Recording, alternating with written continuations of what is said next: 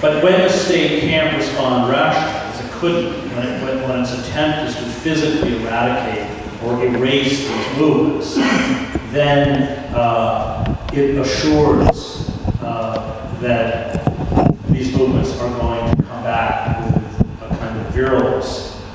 It's always the ruling class that determines resistance.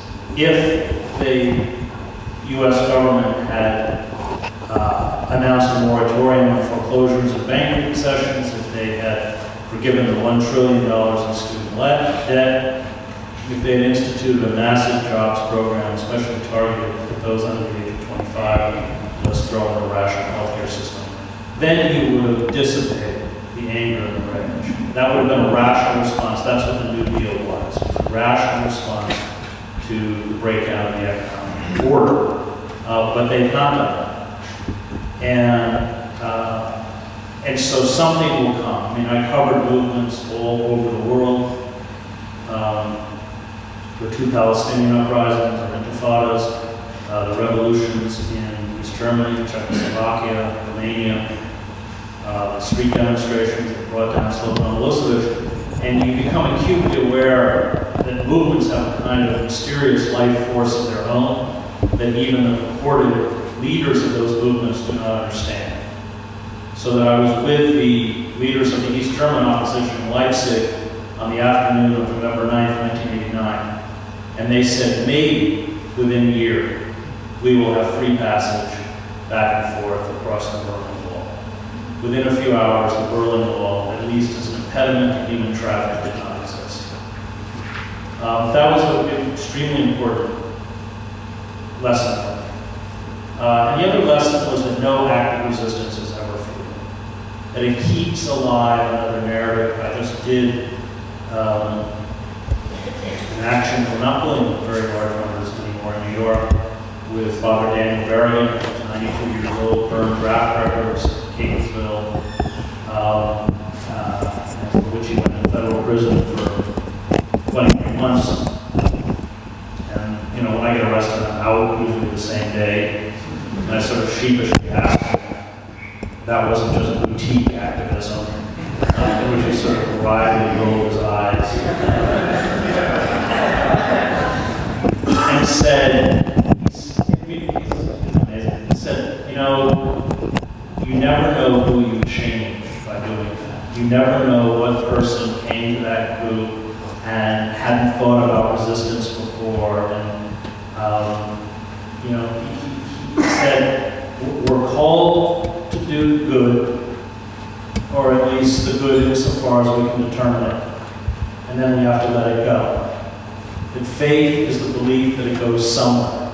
The Buddhists call it karma, even if all the empirical evidence seems to point to the fact that things are getting worse. And I think that's right. I saw that in Eastern Europe. I was every night in the Magic Lantern Theater with Václav Havel, Yuri Dinsbier, Klaus, all the people who run the government.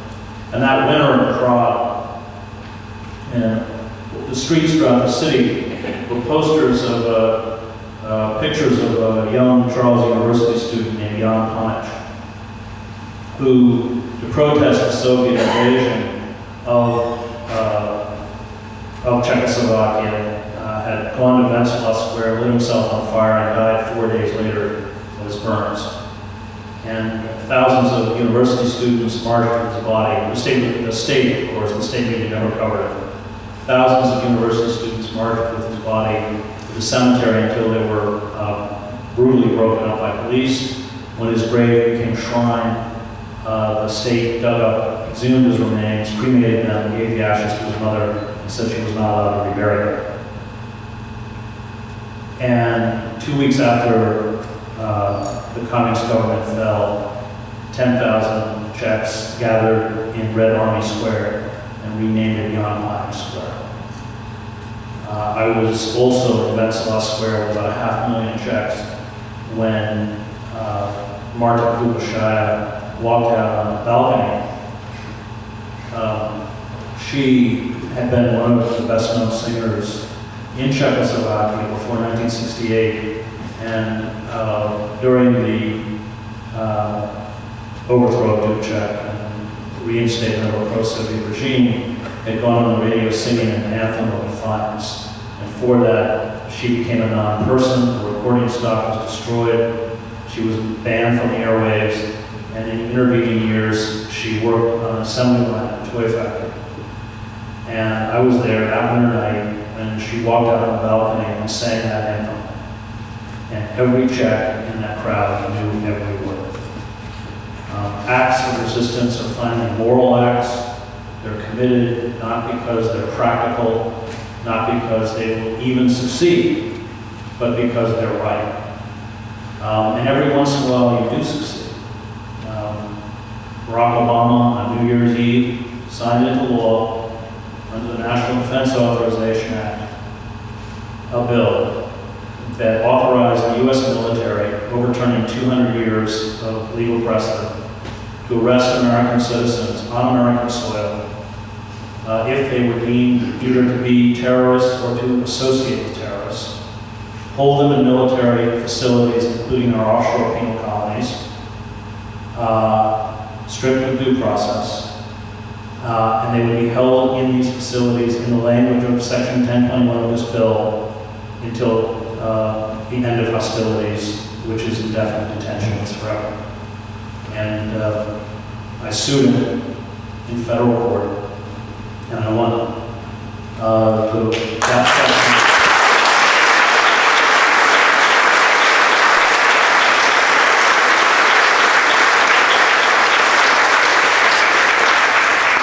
we didn't think we'd win. We did it, the lawyers worked pro bono. After I started the lawsuit, which was called Hedges versus Obama, I was joined by Noam Chomsky, and Daniel Ellsberg, and a few other activists. And we could still lose. The government, we're waiting to see if the government will appeal. If they appeal the decision, it will go to an appellate court. If the appellate court upholds the ruling, it will go to the Supreme Court. Given the composition of the Supreme Court, we may not make it. But I wasn't going to stand idly by and do nothing. And I have 4 children. My wife's Canadian, by the way. Every July 1st, she hangs a Canadian flag in front of her house.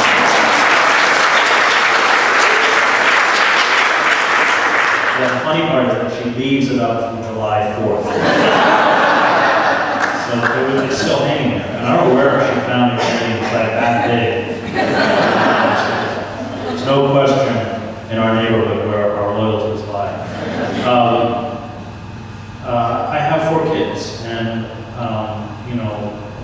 one of my youngest is 4, and his favorite book is called Out of the Blue. Sit on the floor looking through these big glossy pictures of narwhals and dolphins and manatees, and every time I see him look at that book, it rips my heart out, because I know that if there's not a radical reconfiguration of how we relate to the environment, every single one of those sea creatures will be dead within his lifetime.